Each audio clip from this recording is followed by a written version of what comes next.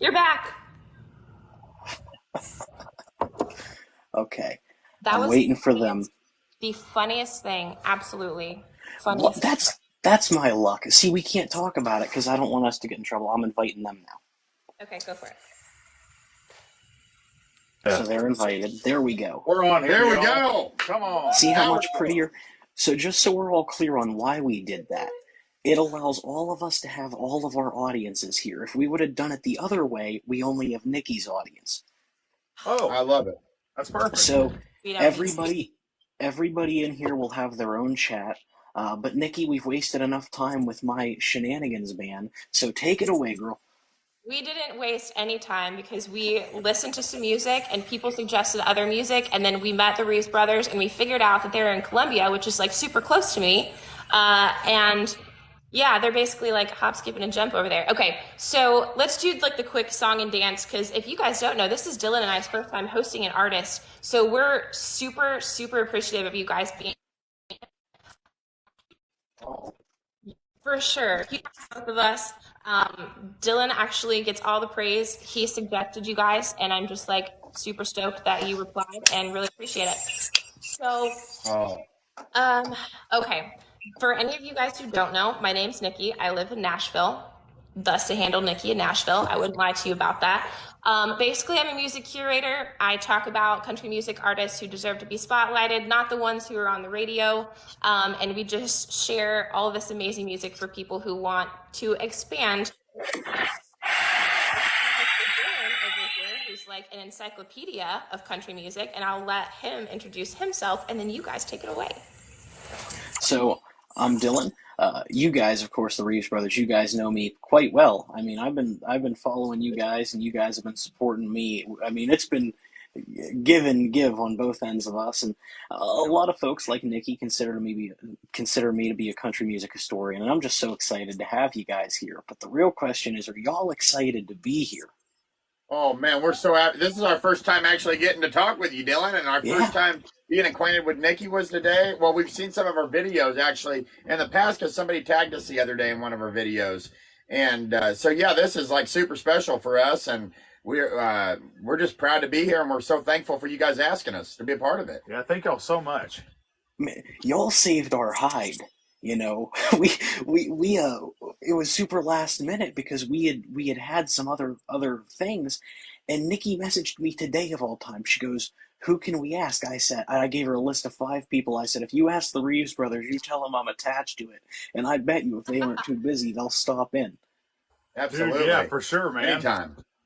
So, I guess Nikki, do we want to get right into sort of the Let's get basics? right into it. But yeah, let's let them take it away. Let's obviously we know who you guys are. Tell you what you have to say. Introduce us, whatever you think everyone should know about you guys. Let's lay that out there. And then we've got some questions that we'll just start rattling off. So, but we'll let you guys take it away. Yeah, we're the Reeves brothers, and we're from Hiawassee, Arkansas, by way of Pahrump, Nevada, which happens to be like the last one of the last legal places in America for prostitution. There's a bunch of brothels out in Pahrump. That's kind of the what makes the town famous, unfortunately. But yeah, we kind of got our start there playing music in a little place called the Stage Stop that we lived about 50 feet from the back door of the Stage Stop in a little single wide mobile home trailer. And yeah, our dad played 5 nights a week there, and we just that's what educated us in the business of country music, and so yeah, that's all we've ever done has been this. And we've just recently made our way into right outside of Nashville, and we've been very fortunate. This last year we spent most of the year on the road with Justin Moore, opening for his tour, and then this year we're going out with Craig, getting ready to go out with Craig Morgan next month for 2 months on his new God Family and Country tour. So we've been getting along here in Tennessee and just had a stretch of good fortune. Yeah. Love it. We really are beyond excited to have you guys. And you had mentioned your dad. Now, your dad was a classic singer back in the day, a man by the name of Jack Reeves. And you guys had both, at a decently young age, you guys had left school and joined your dad's band. Yes, yeah, we Now, both actually dropped out in the ninth grade. Yeah. now, What was that experience like, being these two ninth graders around all these, honky tonks and bars? What was that like? Oh, I mean, it felt normal because it was just kind of what we always did. I guess. Tables at the restaurant at the bar Dad had the house band at when I was 4 years old, and Matt would have been 8 years old. So that was when we started going every night. And then it did, as we got older, I guess we probably realized it was something that not a lot of people were doing with, like when kids would come over and spend the night, and we'd have to go play the bar when I was 14 or 15 and Matt was 19 or 20. I think that was when it became more of a, after we dropped out, it became more of a thing when we were teenagers with our buddies and their parents thinking it was weird that we were going out and playing at bars. Yeah. Of course. I have to ask you guys, do you guys have your guitars handy? We do.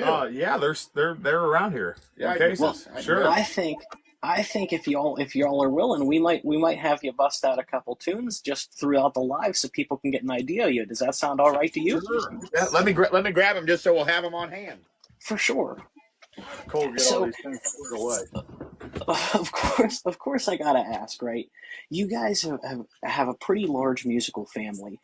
You guys have an extended cousin that's kind of interesting. In a sense, you guys are a part of country music royalty. Would you like to tell us who this relative is? Yeah, Glenn Campbell. Our dad grew up. Our dad lived in Delight, Arkansas, and Glenn claimed he was from Delight, Arkansas, but he was actually from Billstown. But Billstown was so small that it wasn't on a map, so he just took Delight, which was about, I don't know, 6 miles away from Billstown. Yeah, 6 or 7 miles. It's in between Delight and Murfreesboro, which is home of the diamond mine Yeah, in in Arkansas. Arkansas. And so Now yeah, they you grew guys, up together, like picking tomatoes and going to Indiana on old wood trucks and stuff, and yeah, so they always kind of stayed close. And this, he's an inspiration to both of us as well. of course, I think I read you guys saw him like 8 or 10 times, Glenn, and that's real cool. As you guys know, I deal more in the older music, and Nikki deals in the newer music. Nikki, I promise I'll throw it over to you after this, but No, I it's have to fine. You ask you. fascinate me, dude. Like with all the stuff that you know, and I literally, he makes fun of me for calling him the encyclopedia. I'm like, but wait a minute. How do you know this? Like, where are you finding, like, obviously, whatever. But anyway, continue. I'm just flabbergasted. This is great. Go for it. Y'all, one of my favorite things about you guys is that you can virtually sing any style due to your influences and the influences that your father had. There's an old song that your dad had called Sharon. Could we hear a little bit of that, fellas? Oh Yeah. man, sure, yeah. God forgive, God forgive me for loving you, Sharon. And if I said I didn't, you know I was lying. I may never ever steal your way from him, but Sharon, I'll never stop trying. And Sharon, I just had to tell you, you're much more woman than I have ever known. It would kill me to stop loving, and there must be a more perilous way to go.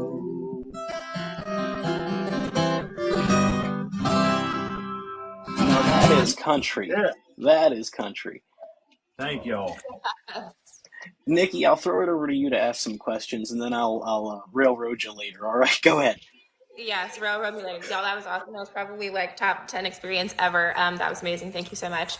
So every time I go follow a new artist on Spotify, I always want to read the about, go look at your website, that kind of thing. And I saw that on your Spotify, your about just says bringing honky tonk back. So curious, like what that means to y'all and like the goal of your music with that just blanket statement. Gosh, Go ahead, Dylan. I think bringing honky tonk back is kind of just a slogan. It's more so just trying to preserve country music and that style of music. I know that there's a lot of people that are out doing it. We're not single handedly bringing it back, and I guess it never left in some people's eyes. For us, it never left. But I think that there's been a loss of musicians that are just out there that are road warriors that are. It seems like somewhere we lost a traveling musician that's just out trying to make a dollar and play the music that he loves for his heart and for about who he is and what he's done with his life or in their life. It's either you're either huge and traveling and playing stadiums, or you're the local hometown band that plays a 9 to 5. There's not a whole lot of talks about the in between guy. Mm-hmm. And the in between people that are out there doing it. There's so many people that are out there, like Jesse Daniel, Summer Dean, Bonnie Montgomery, Dallas Moore Jake Worthington, is like the king of it. Dallas Moore. Yeah, Yeah. there's all these people that are out there doing it that I feel like are kind of what we've been doing for a long time. Just back in 2018 or 19, and the Ameripolitan Music Awards that Del Watson created. He's the founder of it. He introduced and he just created a hub for so many of us to get to meet one another, and that's kind of where we realize there's so many of these artists that are out there still doing that and still trying to preserve the roots of country music. And I think that's what our goal is to just, by all means, we want to be mainstream. We want to be mainstream doing what we're doing, though. We'd love to have a large audience and that become a thing where all of us have a large audience. Yeah. Y'all do such a great job. I just want to say that, you guys really are, you guys are keeping it alive. And go ahead, Nikki. No, I was going to say a high tide raises all ships. I agree, though. Such a great job, and that's funny that you mentioned Jesse. I saw him in Louisville maybe 2 Wednesdays ago, and I took my dad because he's my dad's like 77 years old. He was in Nam, and he was a retired Marine, and he just has not seen live music in like decades, I think. And so I pulled him out of the house to take him to see Jesse Daniel because I think like he's a sound that he'd absolutely love.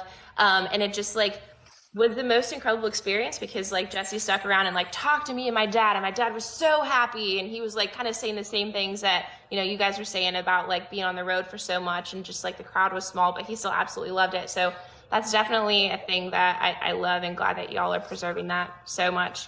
Good answer. Hell yeah. Dylan, what you got? Y'all have, a lot of influences that you grew up on. And by the way, I do want to say I'm definitely going to let you guys do more of your own original songs. But you guys have a lot of influences that you grew up on and that you love. You had Burl Haggard, Jerry Reed, Glenn Campbell, of course. I think those would be your main ones. There's an artist, Vern. There's a song that Vern did that, if I recall right, your dad really enjoyed hearing y'all do and hearing Vern do, called "That Just About Does It." Can Oh, y'all it was talk a little bit about now before we have y'all play that one, because I know you know it. yeah. Can y'all talk a little bit about the influences that your father had and how those same folks would later inspire you? Yeah. It's funny. We've actually talked about this because our dad's influences weren't our influences. All of our influences were kind of our dad's, like his peers, like Merle Haggard, because our dad was playing shows with Merle Haggard and George Jones and people like that. Our dad's influences were guys like, Hank Sr. and Webb Pierce and Lefty Frizzell, which, we love them too. But that was really what our dad, he cut, or Gene Autry. I mean, our dad could sing a ton of Gene Autry songs and Jimmy Rogers songs, and because our dad was born in 1937, so it was a pretty huge age gap there, and I was born in '90, so that's a pretty pretty huge age difference there between your son and your dad. But yeah, so yeah, that was our dad's things, and you know, obviously we grew up just loving that because he loved it, and Well, we, you know, we were in music with him. the Vern Gosdin, a big Vern Gosdin connection was in the late '60s, mid to late '60s. Vern did a lot of recording with a guy named Gary Paxton, who owned a studio in Bakersfield. And our dad also was recording down in Bakersfield with using the same musicians, and they were releasing his records on that label at the time, which was internet. Was it International Records? It was Bakersfield. Yeah, Bakersfield International. And we kind of become friends with Vern Gosdin and Vern Gosdin's brother, Rex Gosdin. At that time, they were called the Gosdin Brothers. And they had won the Song of the Year with a thing called "Just Enough to Keep Me Hanging On."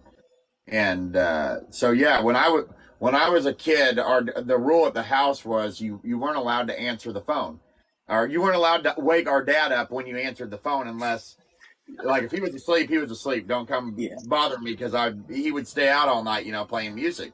So he didn't want somebody calling at 9:30 in the morning and then him being asleep for 5 hours and being woke up. And one morning I got a call and I picked it up, and he had taught us to answer the phone. "This is a Reeves residence, Cole speaking." And I heard this guy, he goes, "Yeah, is Jack around?" And I said, well, he's actually asleep right now. I said, "Can I take a name down and a number?" And he goes, "Well," he said, "man, could you just go wake him up and tell him it's Vern Gosdin calling? I don't think he'll mind." And I said, "No, sir, I wouldn't be able to do that." I said, I could take your number down, and when he gets up, I'll have him call you." And he started laughing. He said, "I don't think he'd mind if you just went. I really need to ask him a question." He could tell I was a little kid, you know. Yeah. I said, "No, sir, I can't do that, but give me your number and he'll call you back." And I remember, I'm sure probably still in my parents' storage unit, the phone book is probably still there that I wrote Vern Gosdin with his phone number in it. And that was all I remember. That was all I had to write it down on. I wrote it in a phone book, in like the White Pages phone book. And when my dad woke up, my dad goes, "Why in the world didn't you wake me up when Vern Gosdin told you to wake me up?" I said, "Well, Dad, I didn't know. I didn't at the time, you know, you're 4 or 5 years old, 6 years old." Vern was calling our dad to ask his triple bypass surgery, because Vern was getting ready to go in for an open heart surgery. Wow.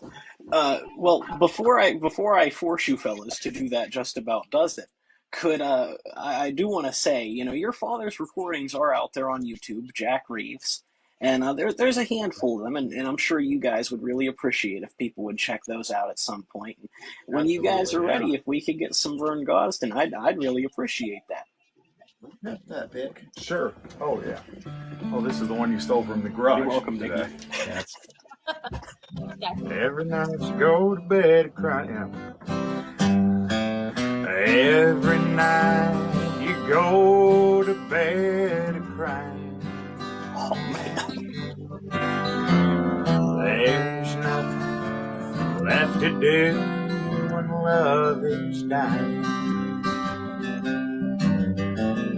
So before the whole world knows how we're hurting, don't you think it's time we pull the curtain? So many times I talked you out of leaving, and so many times I tried to find fear. This time we tried and failed, much too often. Now the suitcase down the hallway does the talking, and that just about is gone. That'll just about Yeah. Go on. Maybe we should call it trip. We could, but what's the use? And just about does it don't. Man, that's amazing. Nikki, do you have some questions you want to run through and then throw it back to me? Yeah, are we allowed to cry on these? Because that was That was beautiful. Fry it up, Nikki. It makes me happy seeing how happy Dylan is, like a kid in a candy store. That was amazing, y'all. I am. I'm very happy. He's so happy. The smile, man. He's just getting it. Thanks, you guys, for that. Yes, I have some questions. We're gonna go modern. So, I was maybe or maybe not binging some of the TikToks that you guys have put out and Instagram and stuff like that, because I think that's super interesting. So I hear that you have a podcast out now. We do. We do. As of today. As of today's the first episode. Today. Perfect timing. So what's it about? It's about life, love, and country music and all the stories of the road, how we grew up, are kind of the stories starting out the first episode, just to give the first-time listeners of us and kind of introduce them to how we started. It starts off in 1992, telling the story how our dad started playing at the Stage Stop, which was the bar that we came to learn about country music in. And so it goes from there and talks about all the characters at the bar and, our mom waiting tables in the back at the Mexican restaurant and us being there every night and that, us getting kicked out in the alcohol beverage. Tell the people that we were allowed to be in the bar as long as we were singing. They couldn't stop us from our living, which was they considered to be a job. It's the same reason Tanya Tucker and Wayne Newton and all those kids when they were young could be a part of that.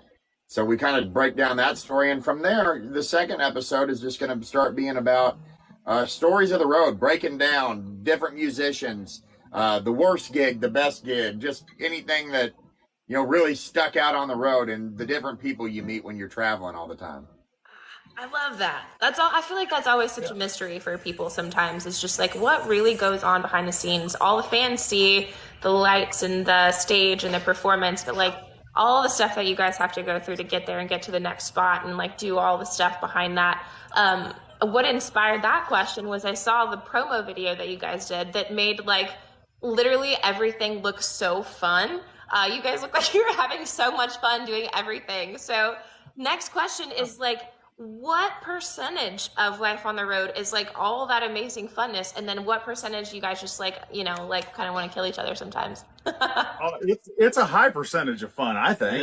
Yeah, it's usually fun even when I think that it takes such crazy people to want to leave their house and be gone for 75% of the year with making such a low amount of income. You have to be so crazy that you kind of learn to appreciate the hard times and the good times. And it's just, you find the fun in all of it. Otherwise, you go nuts out there. Yeah. Some nights, we stayed 3 nights. I know in our podcast, we're going to be talking about one time we spent 3 or 4 nights just stranded in a town with zero money and a truck that was broke down. And we put like $1,000 into trying to fix a truck.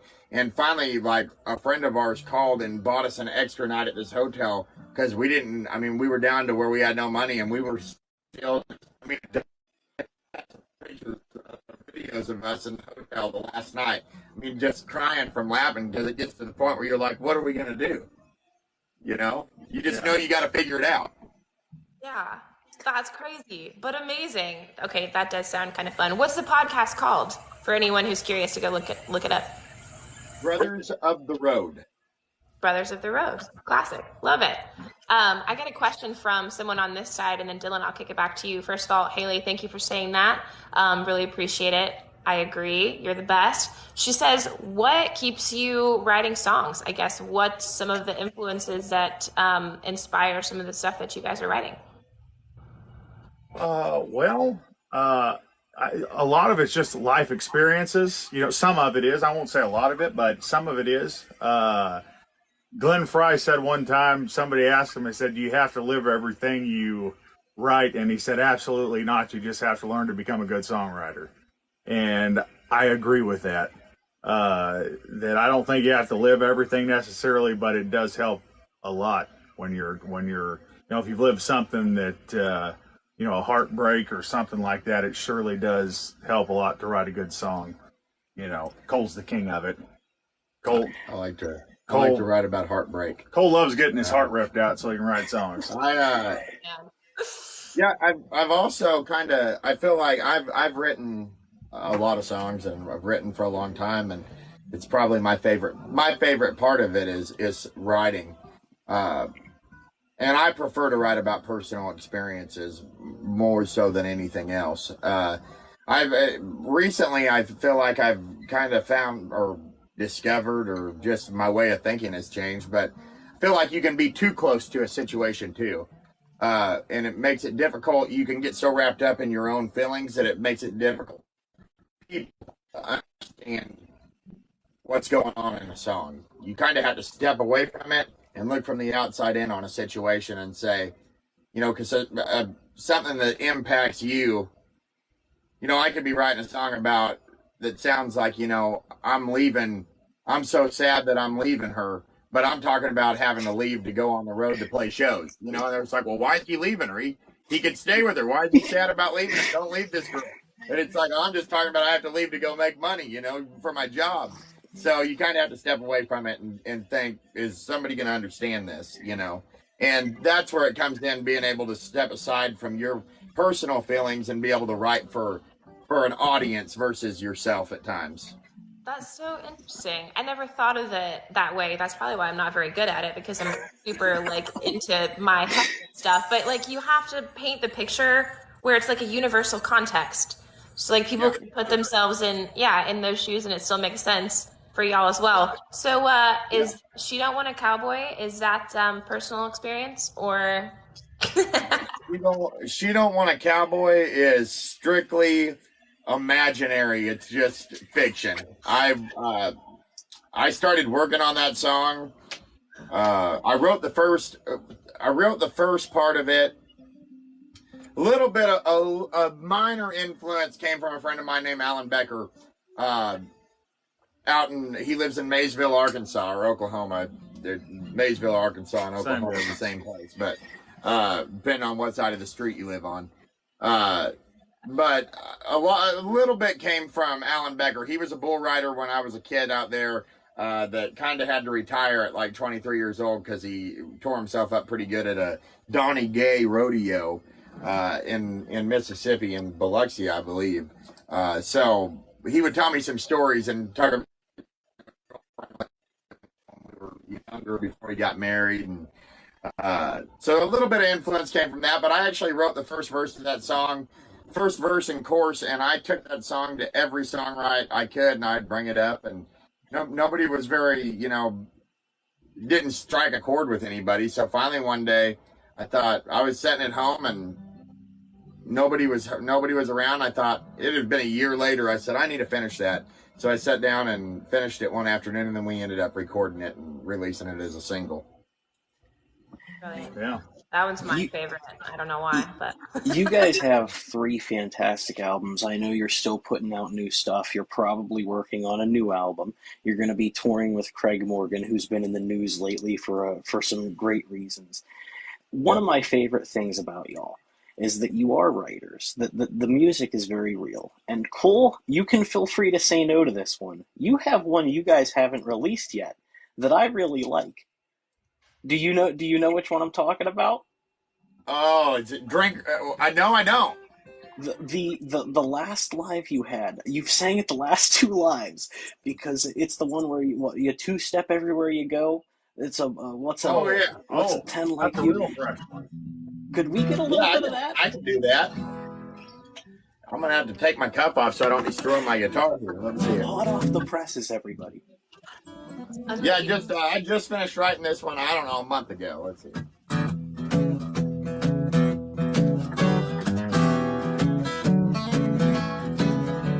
If you wanna dance, let me take you by the hand and we can move across the hardwood floor. If we get the chance for some late night romance, let me walk you out of the door. Yeah, and if we find the time for some your place or mine, baby, we can go to mine. If you need a ring and not a one-night fling, baby, I can give you something more. What's a 10 like you out here trying to do at the bar, all dressed to the nines? If it's looking for love, I got more than enough. I'd love to try and make you mine. Well, I know you wouldn't drink a beer, you're probably into chandeliers, but you look good in neon light. You hate 80 proof of whiskey, yeah, you'd rather have warm red wine. All the ladies call me Romeo, I'm wild like a rodeo, I ain't just your everyday Joe. All my Wranglers have a crease, I'm steady as a timepiece, I two-step everywhere I go. And when the working day is done, I'll be looking for some fun, so when the sun begins to sink in low, I'll be needing me some high class, drinking out of crystal glass, baby, I just gotta know. What's a 10 like you out here trying to do at the bar, all dressed to the nines? If it's looking for love, I got more than enough. I'd love to try and make you mine. Well, I know you wouldn't drink a beer, you're probably into chandeliers, but you look good in neon lights. You ain't 80 proof of whiskey, yeah, you'd rather have warm red wine. You ain't 80 proof of whiskey, you'd rather have warm red wine.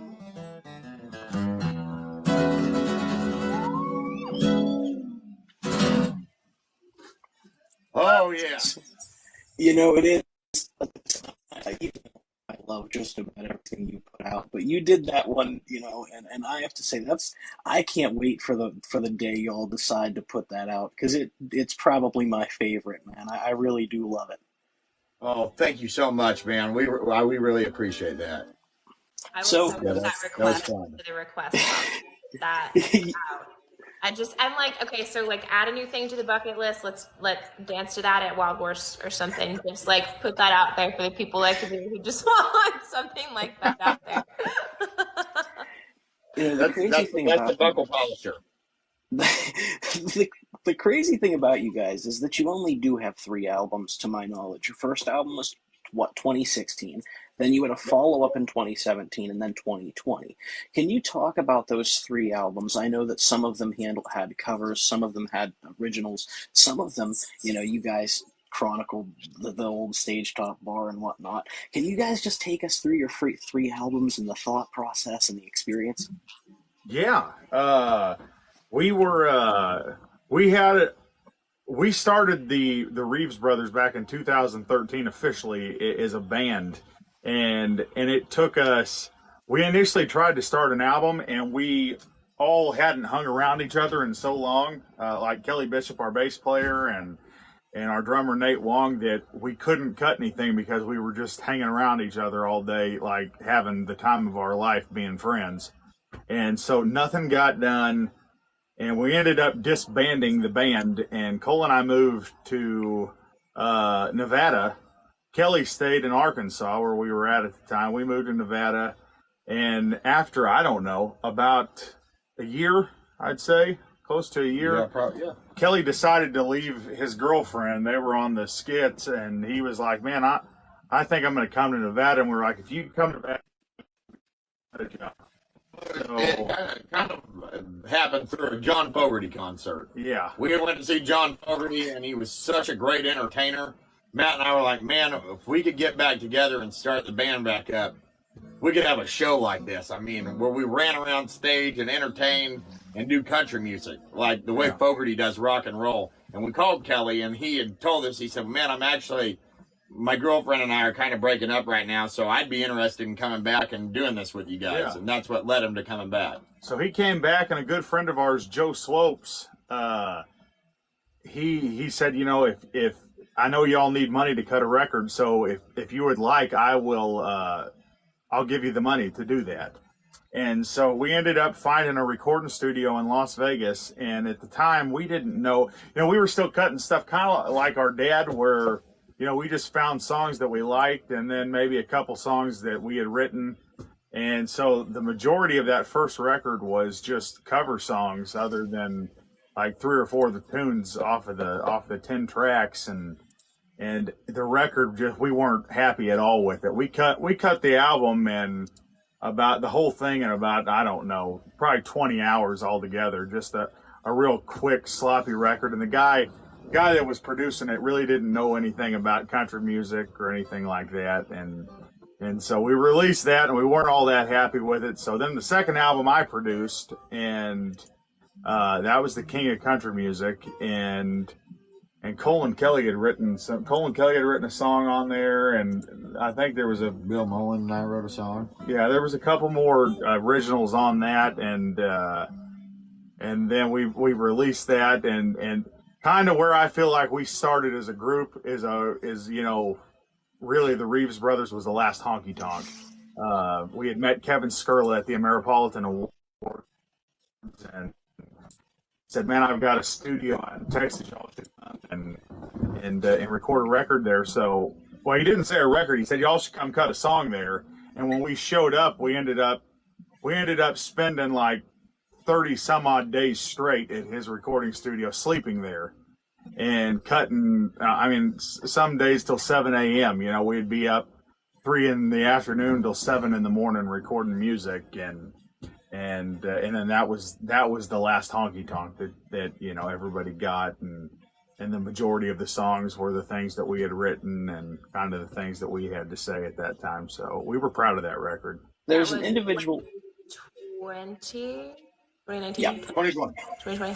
Unfortunately, it came out in 2020, right as it was getting ready to drop. COVID had hit, and so we didn't end up really getting to push it the right way, because we had to cancel 40 shows the second the pandemic happened. We had 40 shows lined up. They got canceled like almost pretty immediately. Yeah. And that was, we were going to do that, and we were riding pretty good, and we had expected to release that album that August, I think. Yeah. August or September, and then book a tour around it, and that didn't get to really come to fruition. Yeah. So there's a commenter in my chat who wants to know the story behind burning down Seven Bridges Road. Oh, the story behind burning down Seven Bridges Road. We got our cousin had just we hadn't seen our cousin Scott, who is now our manager, in probably 10 or 12 years, and his dad passed away, our Uncle Joe. And at his funeral, he was like, "Man," he's like, "I've been watching y'all." And our cousin Scott was in a group called Blue County that they had some top 10 singles back in the early 2000s, and they were done for the Academy of Country Music's Duo of the Year.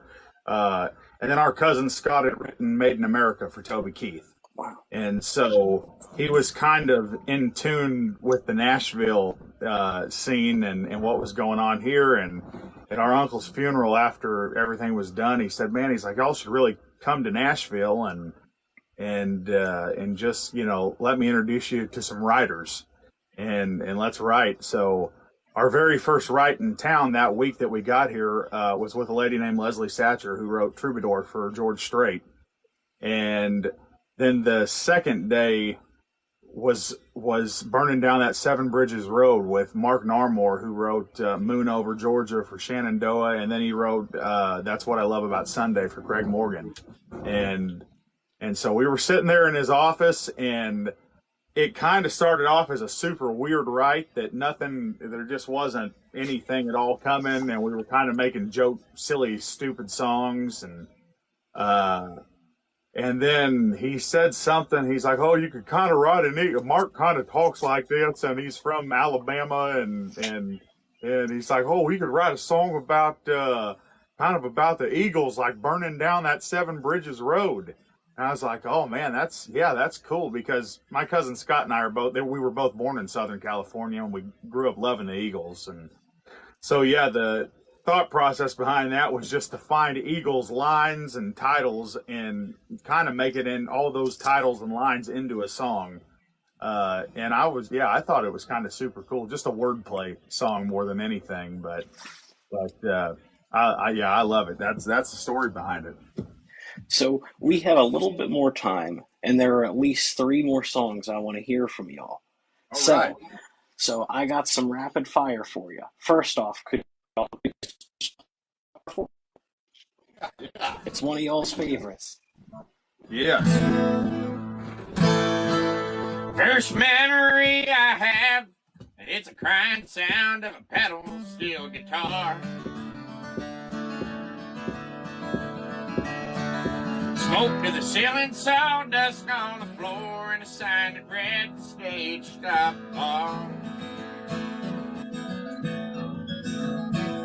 High-crowned hats, cowboy boots, shuffling all across the hardwood floor.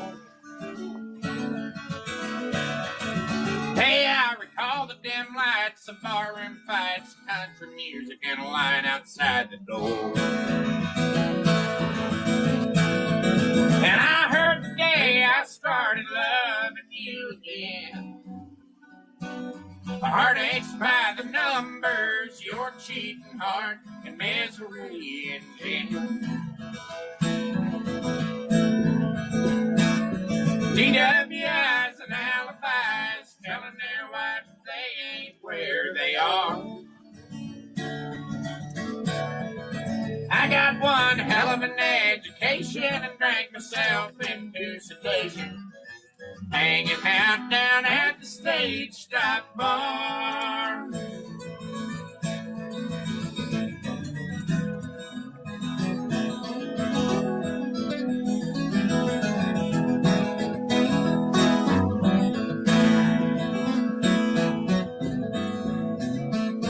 When the rodeo's in town, hey, I know where they all go hanging out. Yeah, there's bucking queens and limousines, western shirts and high-waisted Wrangler pants.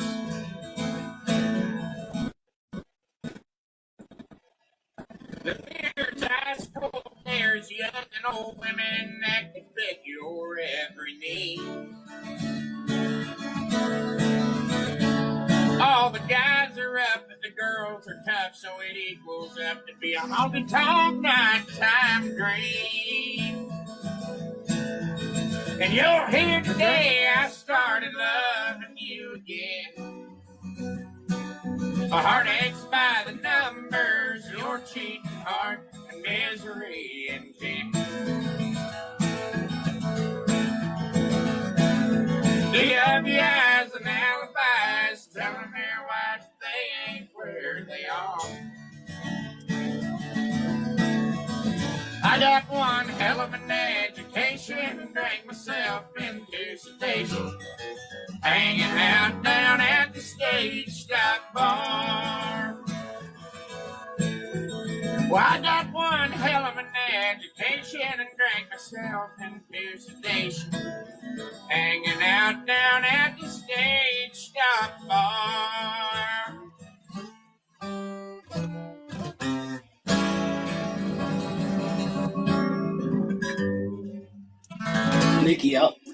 Nikki, I'll let you request the next one because it's your favorite. Well, I will request that one, but I've got 2 more actual questions, and then we'll close out with music. So heading out to Peg Morgan here really soon, what's your next? Is that the next live performance that you guys have, or what's next, like in the most recent up-to-date days? No, tomorrow night we're actually in downtown Nashville. We're at the local from 9 until midnight. And then we fly out the next morning at about 8 a.m. to go to Belleville, Michigan for the weekend. And then we're back, and we're doing a thing for Mike Wolf, the guy from American Pickers, does an event the 3rd Saturday of every month here in Columbia. And last year we did it several times with him, and we're doing it one time this year, and that's coming up on the 19th. It's a morning show. He has a thing called Cars and Coffee, and it's just a great time. Everybody walks around, checks out all the cool old classic cars. They've got coffee, the whole 9 yards, and then we play for a couple hours and do a bunch of original tunes and some covers, and then from there we go out to Wyoming for a thing called the Wyoming Stock and Land Growers Trust, and we're going on a 4-day cattle drive and then finishing out for a show with them. We fly home on August 30th, September 1st. The next day we leave for Holiday, Florida, and that's our first date with Craig. Hell yeah, I have something about the cattle drive. I've been looking into side note, I've been looking into doing that for the past 6 months and still haven't pulled the trigger. But okay, so tomorrow night at the local times. 9 till midnight. We're gonna be there. Come out, Nikki. I'm so there. Okay, so Turnpike Troubadours at the Ryman. I'm gonna hit that first because I bought tickets a million years ago, and then obviously that's over before midnight. So I'll come there after. Heck awesome, yeah, we'd love to get to meet you. Yes. Oh, I'm so excited. Okay. All right. That's it. Well, actually, no. Any plans for new music outside of the tour? Yeah, there's plans. There's plans for them. We're actually, nothing's set in stone. We're actually going out tomorrow to Winona Judd's house because we've kind of recently become just acquainted with her, and we're going out there to hang with her husband, Cactus. Actually, because Cactus comes from the LA area and knows just kind of a bunch of guys that we know kind of through Las Vegas and through our dad. And so we're going to go out there and hang with him. And Cactus was a founding member of Highway 101. If you guys remember that band, they had a song, "Oh, whiskey, if you were a woman." Yeah, we're kind of testing the waters on a whole bunch of stuff right now, and we do have a song that we actually didn't write, but we are going to cut it. It's an Aaron Barker song, and Aaron Barker wrote Baby Blue, I Can Still Make Cheyenne, Easy Come, Easy Go, Love Without End, Amen. He wrote all those songs, and after he kind of quit writing the stuff for George Strait, he had some songs that were never released, and he sang one to us, and so we're that'll probably be the next song that we cut, a thing called Then He Made Horses for Cowboys Like Me. So yeah, so excited. I'm gonna keep a close watch on that. Well, okay, yes, I'm gonna be the person to request that song. We've got 3 minutes. I appreciate you guys so much being here, but do you mind closing it out for us with She Don't Want a Cowboy? Can we play that? Absolutely. Let's do it. Thank you. We want to thank you guys for having us too. Dylan, we love you. Nikki, it's so nice finally getting to meet you through here. Ooh, you too. Rodeos and broken homes, 8-second rides and busted bones don't do the trick these days. And rolling in the dirt and wearing Wrangler pearl snap shirts ain't what she craves. She wants to see me in a suit, not hanging out behind the shields, and riding bulls don't seem to take her breath away. She don't want a cowboy, she don't need an outlaw. She's over all the heartbreaks, down right to the last straw. That's what she hates most. Our last go round, I know she will enjoy. She don't want a cowboy.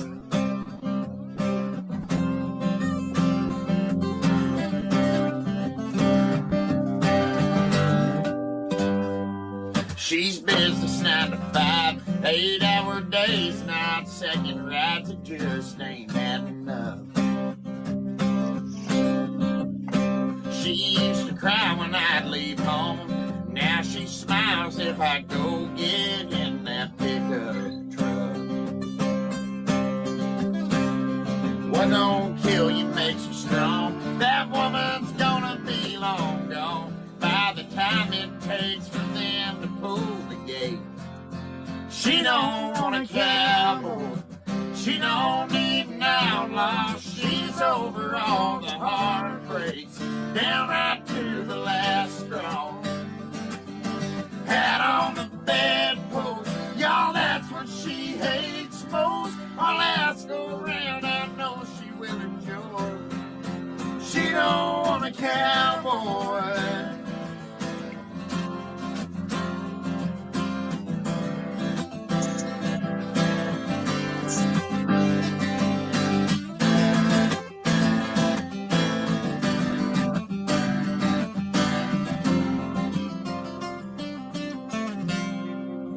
She don't want a cowboy.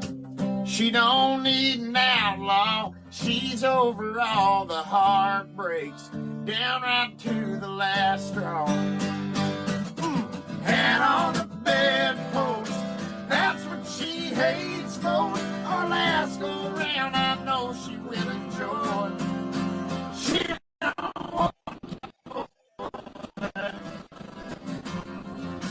she don't want a cowboy. She don't want a cowboy.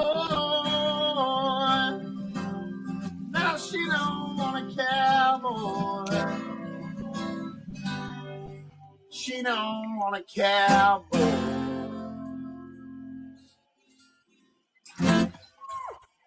Oh my gosh, it was amazing. Thank you so much. That was so good. Absolutely. Thank you. Thank you. Guys, this has been great. Listen, everyone here that's an audience of any of us, go follow the Reeves brothers everywhere you find music, their new podcast, check out their tour schedule. 100% I'm going to come check out that show because I'm sure it'll be done before midnight tomorrow night. So, Dylan, thanks for co-hosting. Any last words, my friend?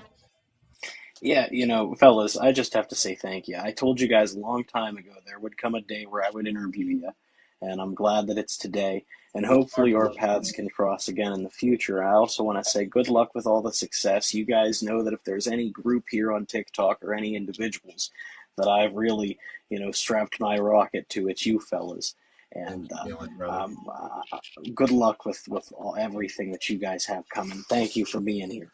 Well, thank you. We can't thank you enough for having us. And all of our people, go follow Dylan Holiday and go follow Nikki in Nashville because they are supporting country music. And we love this, you guys having us. And I think this is really cool what you guys are doing. Yeah, amazing. Keep doing it. We appreciate that. See you guys. Thank you. Bye, Take care, everybody. everyone. Have a good night. See you next week.